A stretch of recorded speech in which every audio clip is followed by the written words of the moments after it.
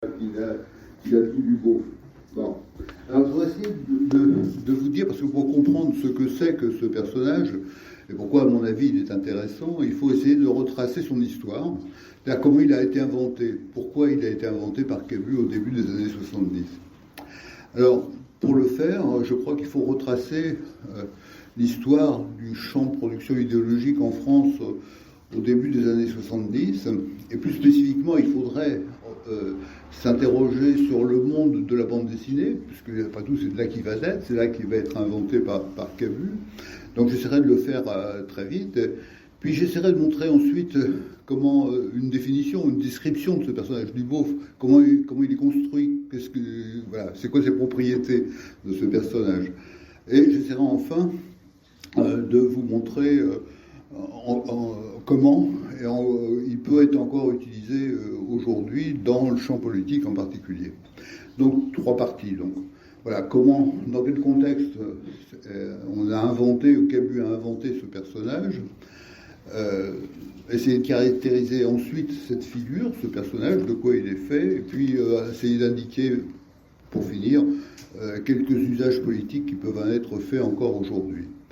Alors, pour le contexte, je crois qu'il faut remonter. Alors, une histoire, ça fait un peu les vieilles histoires de l'oncle Paul. Hein. Moi, j'ai vécu ces histoires-là, vous pas. Bon, voilà, faut remonter à la génération de mai juin 68 pour comprendre, je crois, la jeunesse de ce personnage.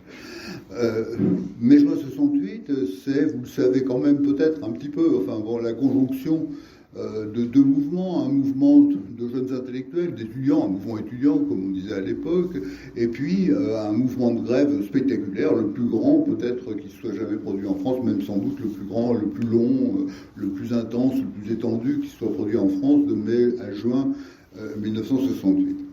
Voilà. Alors, remontons un petit peu avant mai 1968. On essaye de comprendre ce qui s'est passé, pourquoi en particulier des étudiants se sont mobilisés à cette époque-là de façon assez spectaculaire. Il faut essayer d'en faire la sociologie. Voilà, certains s'y sont attelés. Il y a eu des tas de travaux sur mai juin 68, mais je crois qu'un des travaux les plus récents, celui de Julie Pagis, qui a fait sa thèse là-dessus sous ma direction, avait réussi à faire une enquête assez approfondie sur quels étaient ces étudiants qui ont participé, qui ont fait mai juin 68. Elle distinguait quatre aspects, quatre versants de cette population. D'une part, ceux qui pouvaient être caractérisés par la transmission familiale d'un héritage politique de gauche, c'est-à-dire qui était lié à une tradition communiste, à une mémoire résistante, à une mémoire juive et communiste, etc. Deuxième aspect, ceux qu'on peut définir par leur conversion politique, par la conversion politique d'héritage religieux, c'est-à-dire qui était passé du scoutisme ou de la JAC, etc., via souvent la passerelle tiers-mondiste, qui ont des engagements tiers-mondistes à cette époque-là et qui passent de ça vers le gauchisme politique dont je vous parlais tout à l'heure. Troisièmement, une troisième composante assez distincte des précédentes, qui est celle des intellectuels de première génération, c'est-à-dire ceux qui, issus de familles populaires, sont les premiers à passer le bac et à aller à la fac. Voilà, c'est une troisième composante. Et une quatrième, qui concerne plus spécifiquement les femmes, des jeunes étudiantes, qui sont parmi les premières, elles aussi, à débarquer en masse à l'université, et qui sont confrontées, je crois, à ce que Jean-Claude Chambourdon, un sociologue, appelait des incohérences statutaires, qui étaient les leurs à cette époque-là. D'une part, elles accumulent des ressources scolaires, culturelles, universitaires, etc., et débarquent dans des univers où elles sont très peu nombreuses encore à cette époque-là, et où elles se heurtent à une domination masculine qui continue de s'exercer dans ces univers et qui fait, d'une certaine façon, même implicitement, barrage aux jeunes femmes qui débarquent.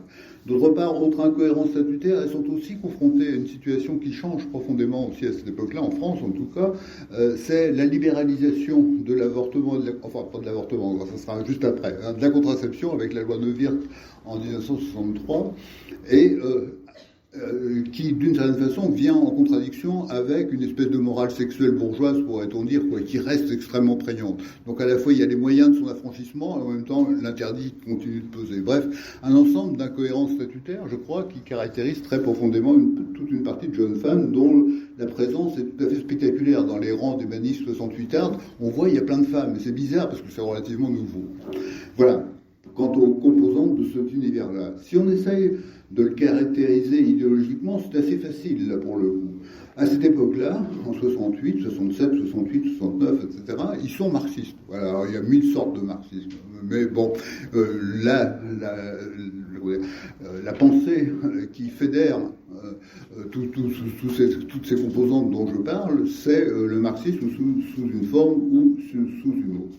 C'est comme ça, je crois. Alors, il y a d'une part ça, bon, puis d'autre part, il y a la grève générale de mai 68, j'y reviens pas, qui, d'une certaine façon, va sembler valider la prophétie marxiste, la prophétie révolutionnaire, parce qu'après tout, il faut se rappeler, mai 68, c'est cette très longue grève avec un vacillement du pouvoir, où on peut penser que la prophétie révolutionnaire est vraie, parce qu'elle se vérifie, quoi. Bon, voilà, en tout cas, on n'est pas très loin. On se dit, ah, bah, voilà, ça pourrait bien se produire. Voilà. Donc, au fond, cette grève générale vient conforter l'idée que la croyance que la révolution est à l'ordre du jour. Dans le cadre de cette vision du monde, très largement partagée à l'époque, où s'opposent la bourgeoisie et le prolétariat, l'engagement des gauchistes sous toutes leurs formes implique de rompre avec la bourgeoisie et de servir la cause du peuple. Voilà, c'est le vocabulaire même de l'époque, des journaux de l'époque. Donc voilà, c'est au fond, voilà, pour dire les choses très, très simplement, on pourrait bien sûr complexifier à l'infini cette analyse, mais je crois que fondamentalement, c'est à peu près ça. L'enjeu, c'est donc voilà, servir le peuple, voilà, depuis la position qu'on occupe pour faire la révolution. Or, ça ne va pas durer très longtemps. En 1972, on peut considérer que les obsèques d'un militant maoïste de l'époque, Pierre Auvernais, qui était un établi chez Renault, les obsèques de Pierre Auvernais, je crois, sont aussi les obsèques du gauchisme politique, les obsèques de la croyance révolutionnaire en France à cette époque-là. La période qui s'ouvre, à partir de ça, de 72 à peu près, c'est la retombée progressive des luttes ouvrières, c'est l'audience retrouvée des partis de gauche, la signature du programme commun, c'est en 1970, l'essoufflement des mouvements gauchistes qui meurent petit à petit, ou plus ou moins rapidement, je ne sais pas certain, c'est-à-dire aussi qui vont mourir sous les effets d'une critique qui se fait de plus en plus vive de l'ouvriérisme, du militantisme et de l'activisme révolutionnaire, etc. Le déclin précipité de la croyance au messianisme ouvrier, quoi. Bon, voilà, il y avait des croyants, ils disparaissent. Voilà. Alors, pour la plupart des étudiants qui étaient investis dans cet activisme politique, va s'ouvrir le temps du reclassement, quoi. Bon, on croyait qu'on allait faire la révolution, et puis bon, voilà, la révolution n'a pas eu lieu, donc il faut se reclasser. Alors, c'est à ce moment-là que se dessine l'entrée dans la carrière, ou dans telle ou telle carrière, de ces ex-étudiants révolutionnaires, ou qui ont cru faire la révolution, ou qui voulaient faire la révolution. Donc ils vont, pour ceux qui ont acquis les capitaux culturels, les diplômes qu'il fallait pour pouvoir le faire, on va les trouver dans différents univers où ils vont faire carrière, quoi. Bon, donc on va trouver des médecins contestataires, des infirmiers contestataires, des infirmières contestataires, des psychiatres contestataires, des architectes contestataires, etc. Bon, voilà, partout où ils vont, des sociologues contestataires, il y en a aussi. Voilà, on va en trouver un peu partout qui vont se reclasser dans ces différents univers et y apporter une certaine forme de contestation. Voilà. D'une part, alors il y a ça, et puis il y a aussi, avec des luttes aussi là entre les détenteurs des places et puis les prétendants, ces prétendants qui arrivent, quoi, bon, et qui protestent, quoi, en disant voilà, c'est pas comme ça qu'on fait de la médecine, etc. Bon, voilà, et on voit se former à cette époque-là un certain nombre de mouvements qui indiquent la pénétration dans différents champs de ces étudiants contestataires. Le syndicat de la magistrature chez les magistrats, le mouvement d'action judiciaire chez les avocats, le groupe Information Asile chez les psychiatres, le groupe Information Santé, le syndicat de la médecine générale, je parlais tout à l'heure avec quelqu'un. Bref, voilà, c'est autant d'organisations et de revues qui apparaissent à cette époque-là et qui marquent finalement l'entrée de ces contestataires dans différents univers. C'est vrai aussi pour le travail social, etc. Bien. Alors, Ça, c'est une partie d'entre eux. Quant à ceux qui n'ont pas assez accumulé de capital scolaire pour pouvoir entrer dans ces professions, ils vont être les inventeurs ou plutôt les agents d'une redéfinition de métiers traditionnels. Alors, ça sera les néo-paysans, les néo-ruraux, les néo-artisans, etc. Tous ceux donc, qui entreprennent de redéfinir des métiers traditionnels, qui vont inventer aussi de nouveaux métiers socioculturels. Ce sera la presse, les écoles, les thérapies à l'enseigne du parallèle, comme on disait à cette époque-là. Hein, c'est la presse parallèle, voilà, toutes ces choses-là. Et qui vont être aussi les promoteurs de ce qu'on a appelé la révolution des mœurs. Libération des femmes, séparation et recomposition conjugale, vie en communauté, liberté sexuelle, redéfinition du métier de parent, de celui d'enfant, etc. Bref, voilà. Tous ces gens-là sont les porteurs de ce qu'on a appelé une révolution des mœurs.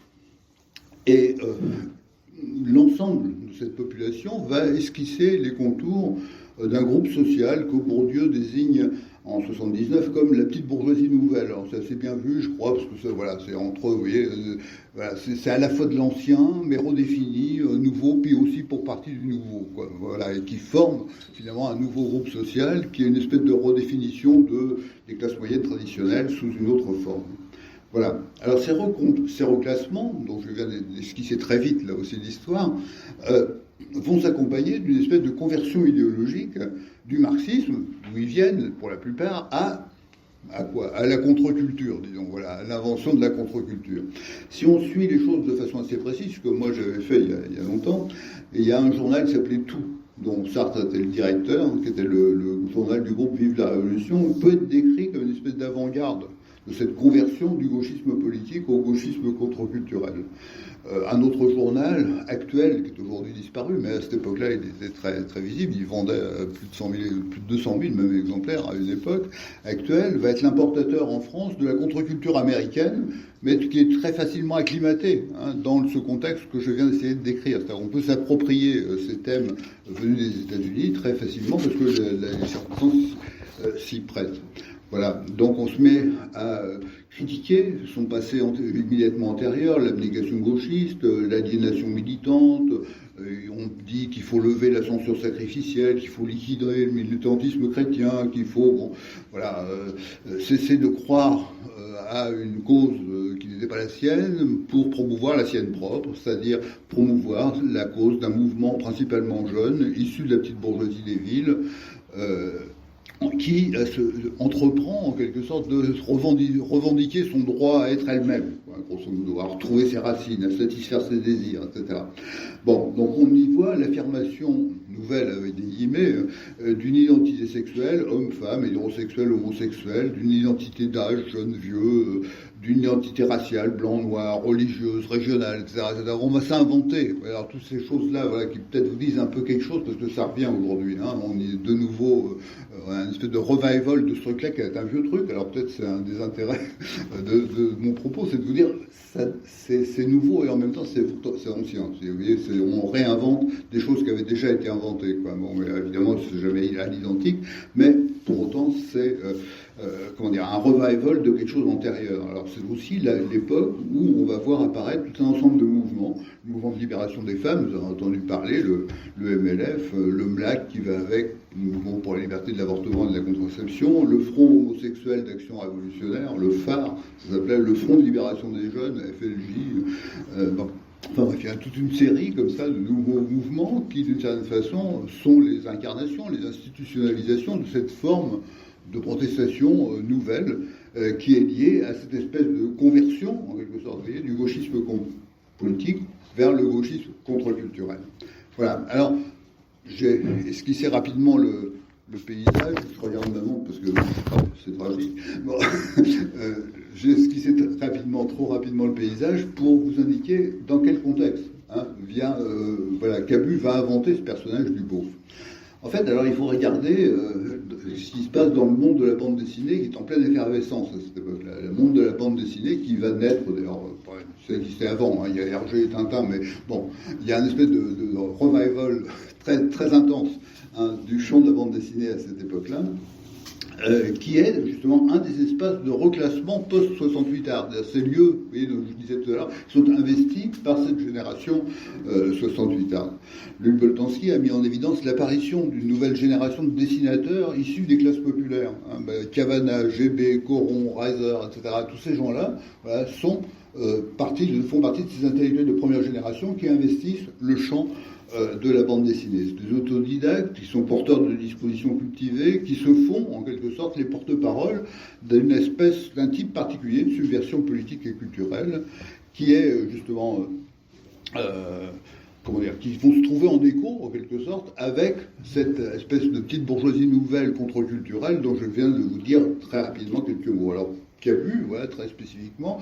Camus, il est né en 1938, il n'est pas tout neuf. C'est un fils de professeur aux arts et métiers, mais qui a été un très mauvais élève, qui est en voie de déclassement. Il se définit comme un héritier, fils de Bourges, mais qui n'a pas réussi ses études. Il n'a rien fait. Donc il a vraiment un problème de reclassement quand il s'agit de se reclasser, de passer aux choses sérieuses dans la vie. Donc il est d'abord apprenti dans une imprimerie, puis là où il connaît un espèce de déclassement provisoire, puis il va se refaire justement dans la bande dessinée. C'est dans ce contexte-là donc qu'il va participer à l'Enragé, qui était un des journaux des étudiants révolutionnaires. Il dit si je le cite quand il dit « Je n'ai jamais été communiste et je n'étais pas assez intello pour être maoïste et dire la cause du peuple. » Donc il est, c'est un étudiant gauchiste sans l'avoir été vraiment, sans vraiment avoir été investi dans la cause révolutionnaire, mais qui va être un personnage de la bande dessinée, porteur en quelque sorte de cette idéologie contre-culturelle dont je viens de vous dire un mot. La création du personnage du beauf, elle est chez Camus, contemporaine de la création d'un autre personnage, qui est caractéristique de la bande dessinée de Camus, le Grand Duduche. Alors le Grand Duduche, c'est lui, en quelque sorte. C'est un personnage autobiographique qui s'oppose constamment à cet autre personnage qu'il invente à cette époque-là, qui est le beauf. Alors la figure du beauf, comment définir cette figure ? Elle est identifiable, je crois, justement par le système d'opposition qui l'oppose, qui le démarque du Grand Duduche. Il y a ces deux personnages qui se font vis-à-vis, et l'un est constamment l'envers de l'autre.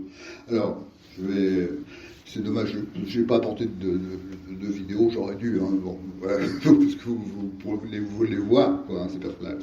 Alors, le beauf, il est gros, il est moustachu, il porte des cheveux courts, et il est souvent vêtu d'un marcel ou d'un survêtement. C'est une façon de le caractériser, physiquement, vestimentairement. Quant au Grand Duduche, à l'envers, il est longiligne, il a un fil de fer, il est grand, il a les cheveux longs, il a des lunettes, il a toujours un jean et des pulls trop grands. Vous voyez, ça c'est Camus de l'époque. C'est l'envers, vous voyez, c'est physiquement l'envers du beauf.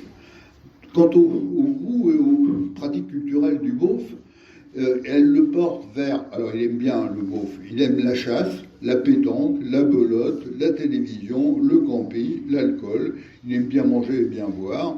Il joue au tiercé, il joue au loto. Il aime le cyclisme, le Tour de France et le football. Ses goûts, en fait, sont ceux des classes populaires telles qu'on peut les identifier à travers les enquêtes pratiques culturelles des Français. Quant au Grand Duduche, c'est l'envers. Le Grand Duduche, c'est la figure inversée. Il aime la lecture, le cinéma, le théâtre, la musique, les chansons de Charles Trenet spécifiquement, la bouffe bio, le cannabis, il fume des pétards. Ses goûts cultivés sont ceux de cette petite bourgeoisie nouvelle dont je vous parlais tout à l'heure. Troisième série de caractères du personnage, le beauf est misogyne et machiste. Il est homophobe, il est raciste et xénophobe, il est anti-intellectuel, il est partisan de l'autorité, etc. Il a tout faux, symétriquement, le Grand Duduche, il est féministe, homophile, antiraciste, xénophile, anti-autoritaire, humaniste, etc. Bref, vous l'aurez compris, tout lecteur des bandes dessinées de Camus le comprend, le beauf, il est de droite, ou sinon d'extrême droite, facho, il votait FN à l'époque, et le Grand Duduche, il est de gauche, d'extrême gauche, tendance écolo. Bien, on ne s'étonnera pas non plus que, c'est un autre caractère, le beauf soit bête. Sa connerie, comme ils disent à cette époque-là, le soumet au principe de conformité, il est crédule, moutonnier, et que le Grand Duduche soit intelligent et soucieux d'originalité. Alors Cabu, qu'est-ce qu'il en dit quand on l'interroge sur ce personnage du beauf? Qu'est-ce qu'il est censé représenter? Cabu dit le beauf, c'est le français moyen, c'est la France profonde. On a tous un côté beauf, dit-il. Néanmoins, je crois qu'on peut voir dans la figure du beauf une caricature qui inspire quelque chose comme une forme de racisme de classe. En fait, la sociologie spontanée reconnaît facilement dans la figure idéale typique, dans la figure du beauf, les classes populaires, avec les goûts qui sont effectivement les leurs, un style vestimentaire qui est effectivement le leur, etc. Bon, et dans la figure inversée du Grand Luluche, une figure idéale, ou idéal typique, pour parler comme Max Weber, dans le Grand Luluche, une figure idéale typique de la petite bourgeoisie nouvelle. Bien.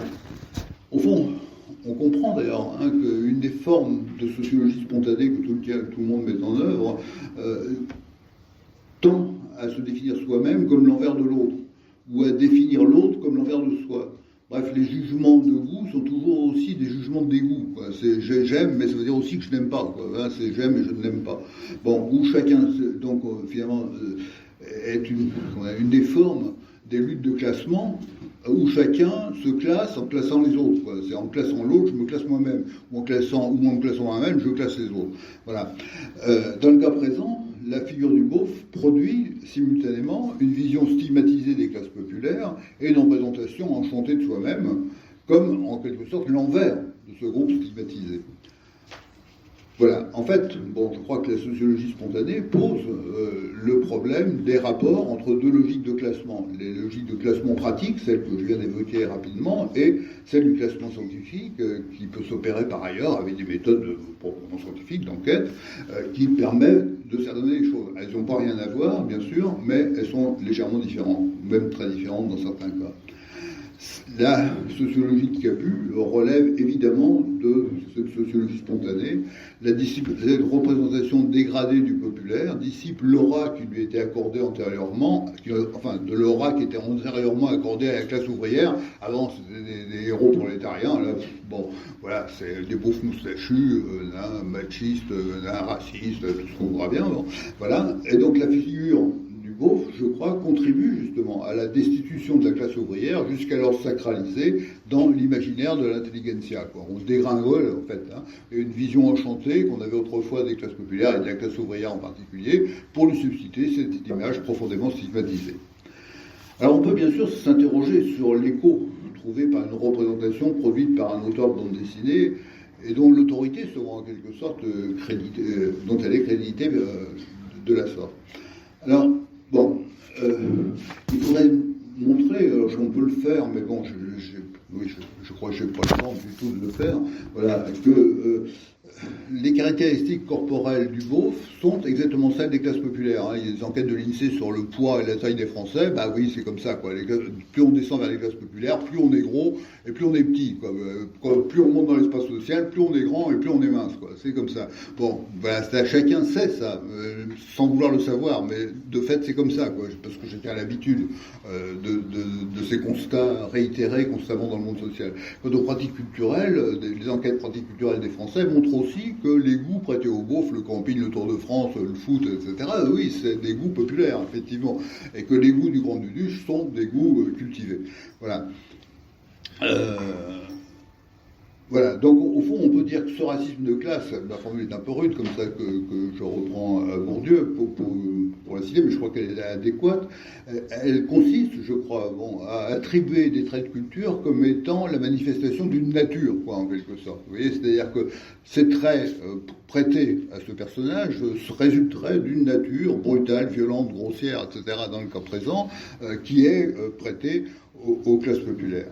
Et on leur confère aussi des opinions politiques, les fachos, à ceux qui identifient comme populaires. Mais là encore, il faudra le montrer. Alors vous me direz, c'est vrai qu'il y a une partie des classes populaires qui votent FN, tout le monde le sait.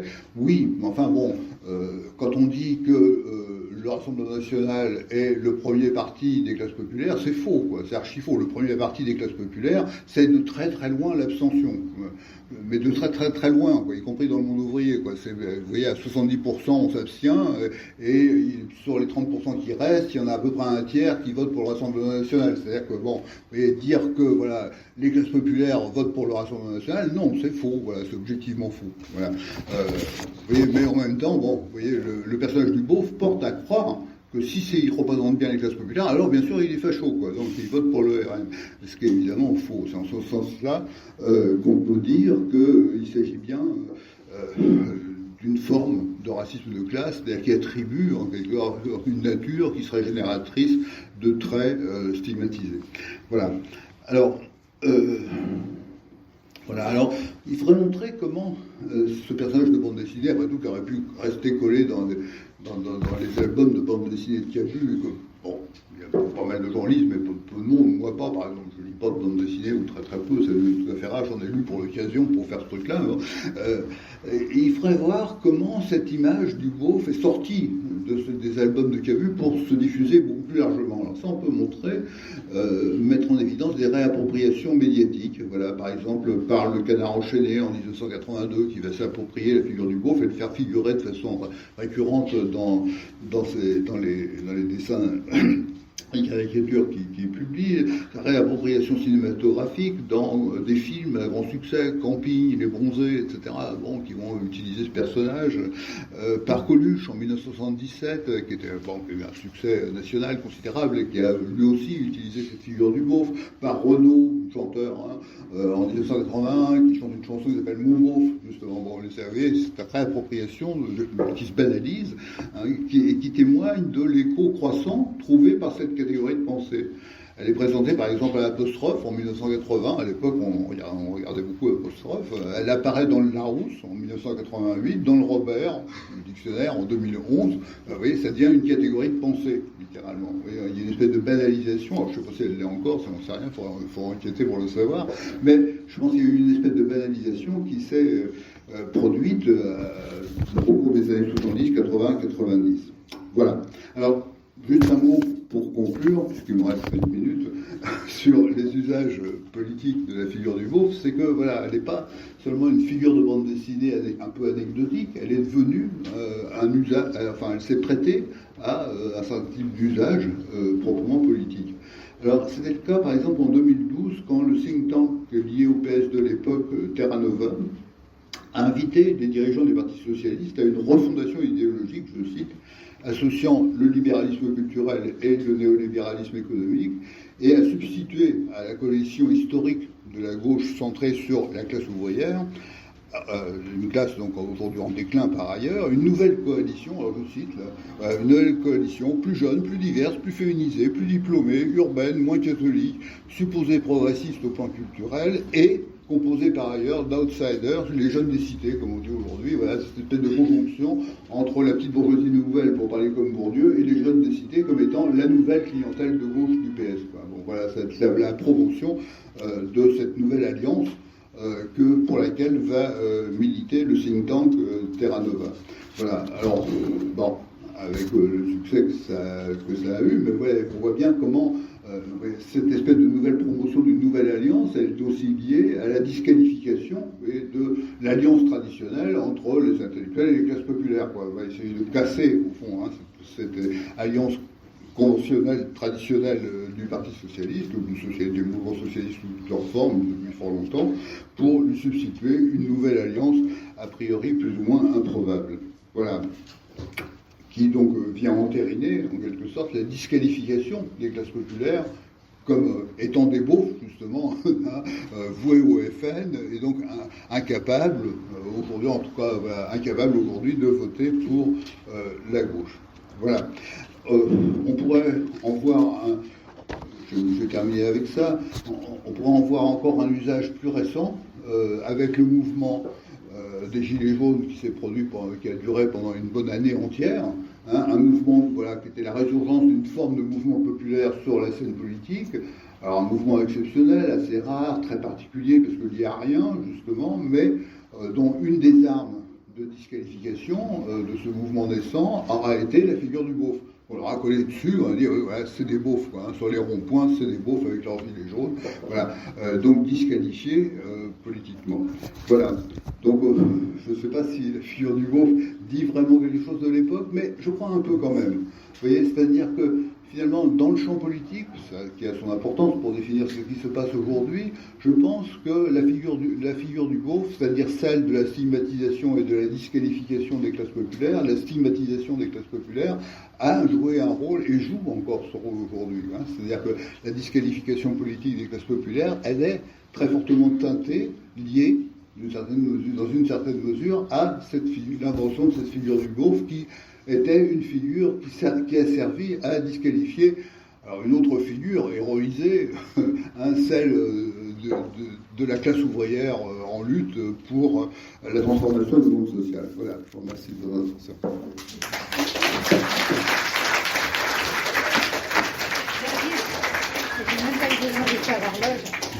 Je fais un nul à pendule. Je n'ai même pas eu besoin de faire l'horloge parlante. Voilà, j'ai fait la pendule. Ouais.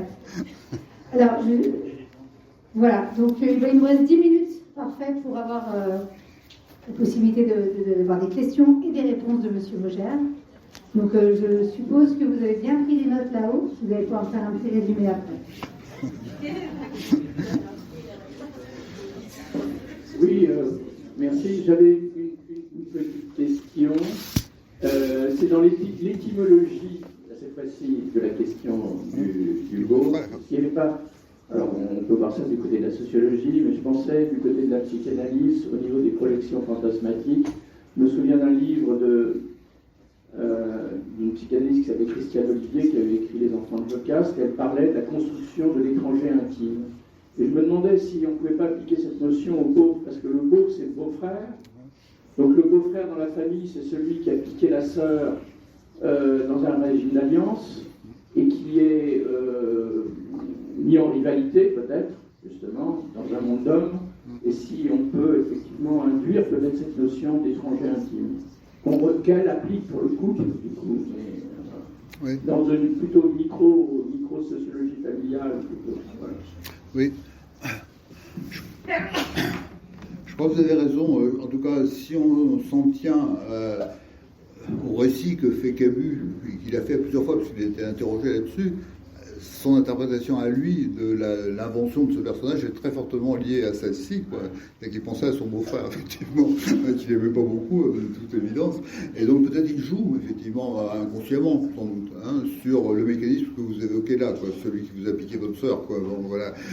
C'est possible, hein, c'est possible. Moi, je l'ai envisagé d'un autre point de vue, celui d'un sociologue, c'est-à-dire, au fond, je ne me suis pas tant interrogé sur la création de l'œuvre graphique de Camus qu'aux échos qu'elle a trouvés, quoi, et au sens qu'elle peut prendre et qu'elle trouve, quoi. C'est pourquoi est-ce qu'il invente ce personnage, quoi. Voilà, c'est pourquoi il invente ce personnage à ce moment-là, quoi, et pourquoi finalement c'est une création qui trouve un écho au-delà de lui-même, quoi. Bon, et je pense pas que tout le monde parce que tout le monde a un beau-frère du même type, je crois pas vraiment que ce soit ça qui soit en cause, mais bien davantage, je crois, bon, ce dont j'ai essayé de parler rapidement, qui est la destitution finalement dans l'imaginaire intellectuel de cette classe ouvrière qui n'a sans doute jamais existé que dans la tête des intellectuels. Ah pardon, oui, j'ai oublié le machin. L'antagonisme entre beau et frère. Oui, on pourrait dire ça, oui, c'est vrai. Voilà, c'est par rapport à pourquoi ça n'a pas été, selon vous, repris de manière subversive. Pourquoi ça reste toujours un peu, puisque ce genre de concept, ça pourrait être subversif, si c'est récupéré de l'autre côté, du côté de pop. Oui, oui, on pourrait imaginer Beauf is beautiful, vous voulez dire, c'est difficile à faire, quoi. Là, pour le coup, ça serait difficile à vendre. Je pense que, bon, c'est à peu près invendable, quoi. Beauf is beautiful, on ne peut pas vraiment, je crois pas. Je crois pas qu'en fait, dans le contexte français ou dans le contexte américain, ce soit réellement vendable. Ou en tout cas, il faudra y apporter de très sérieux amendements. Je pense que, vous voyez, alors, ceci dit, oui, je pense que, comment dire, ce stigmate apposé sur les classes populaires pourrait très bien être combattu par une figure moins idéalisée, mais plus réaliste, qui reprendrait certains attributs parce qu'ils sont vrais, mais bon, qui sont, comment dire, dégradés symboliquement de façon totalement arbitraire pour les reprendre à son compte. Après tout, aimer le football ou la pétanque, je vois pas en quoi ce serait pas bien, quoi. On a le droit d'aimer le football, la pétanque et le cyclisme, oui, voilà, quoi, sans pour autant être un facho. Dans la littérature, ça a été fait. Oui, ça a été fait, mais dans les années 50. Par exemple, Roger Vaillant, par exemple, a décrit, voilà, qui était un communiste, mais dissident de cette époque-là, a écrit de beaux romans, a écrit, voilà, des films, des romans, pardon, sur des personnages ouvriers qui étaient, voilà, investis sportivement, par exemple, dans le Tour de France, par exemple, hein, voilà. Donc, il y a eu, effectivement, des images de ce type-là, qui étaient, comment dire, mobilisées à des fins, de glorification, hein, des classes populaires, la résistance, la force, machin, etc. Bon, la dureté au mal, voilà, la figure du mineur, par exemple, classique, ou du métallo, même pendant longtemps, hein, a usé un certain nombre de traits qui sont prêtés au beauf comme étant les personnages, comment dire, oui, des traits d'un personnage plus ou moins idéalisé, lui aussi, de ce qu'était, vous voyez, la classe ouvrière dans l'imaginaire des intellectuels pendant très longtemps, quoi.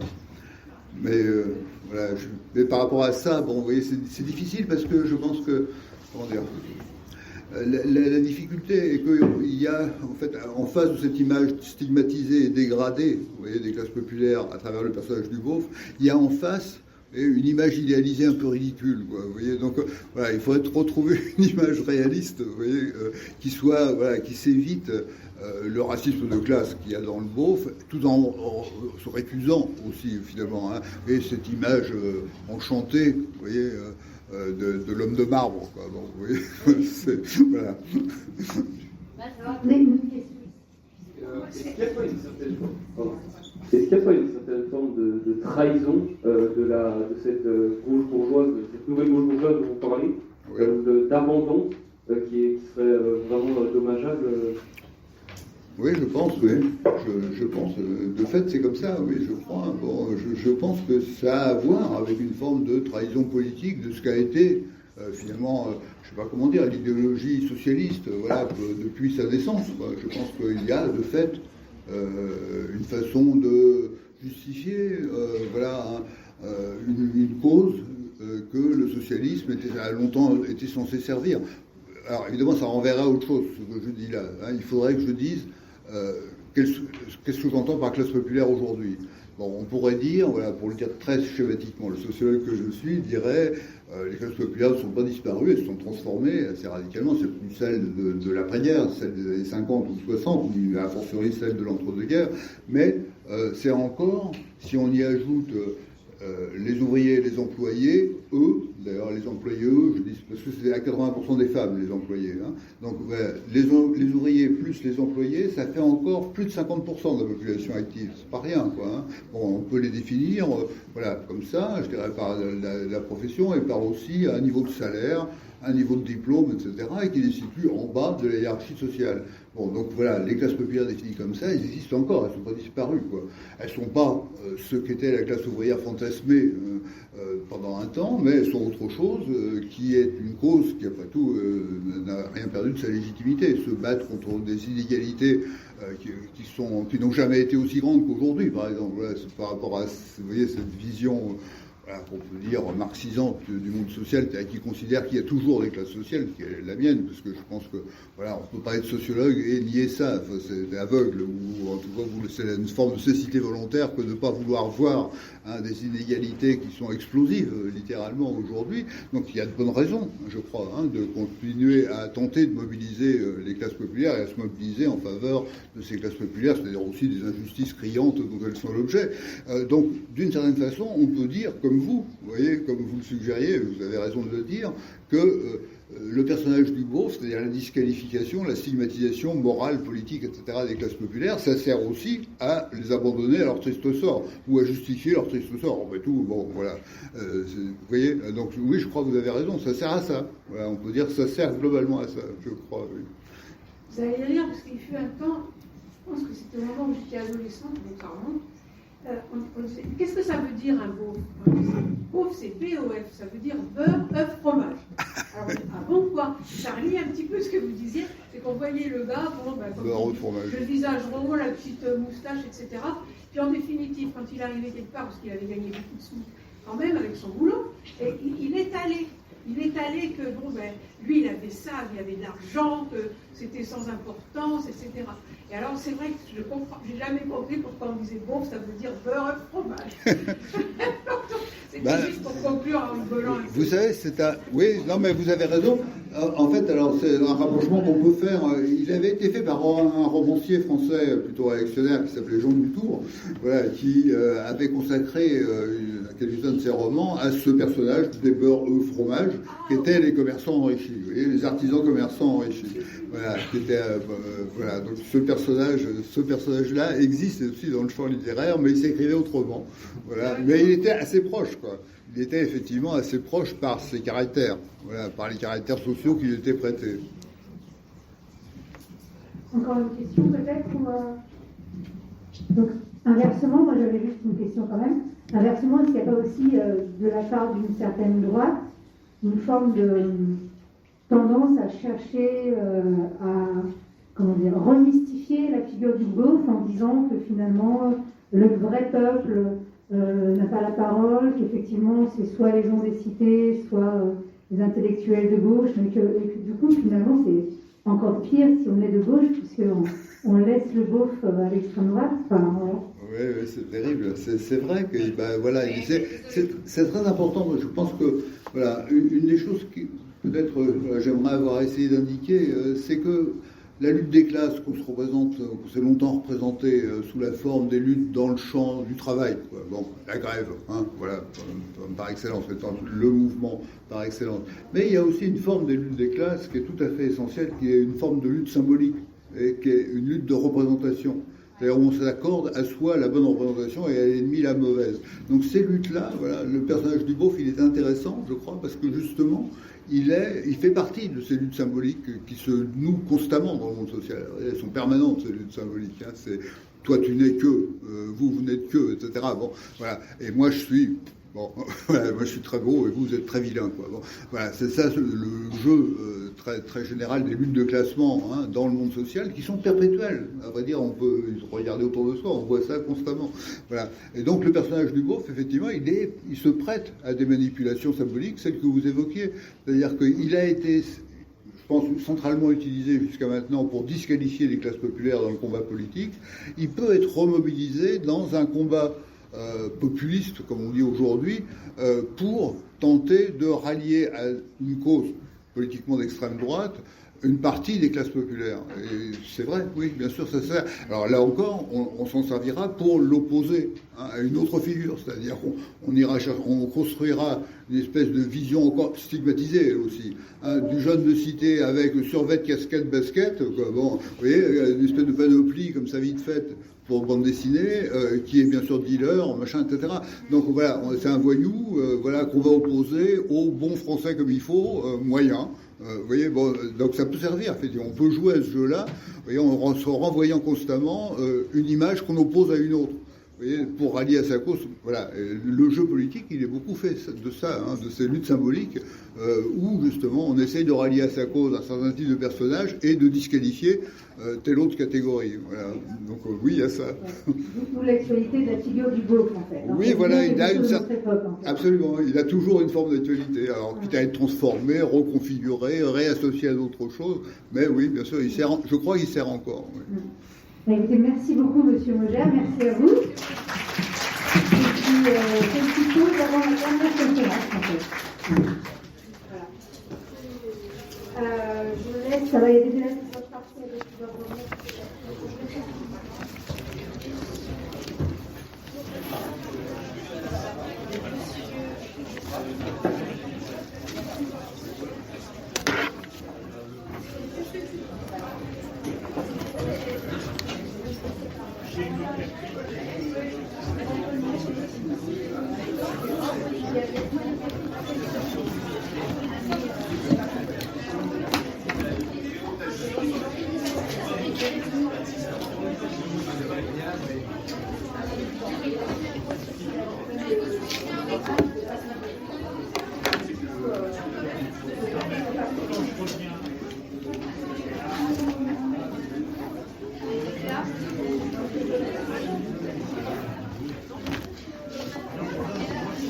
Du coup, ça va.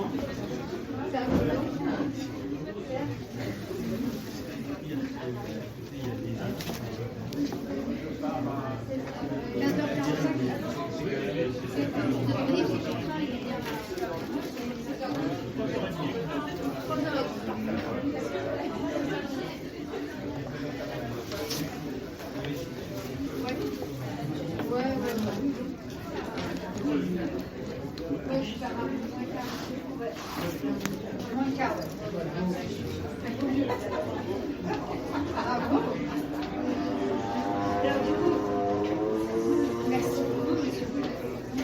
Ouais, c'est l'heure de la vidéo.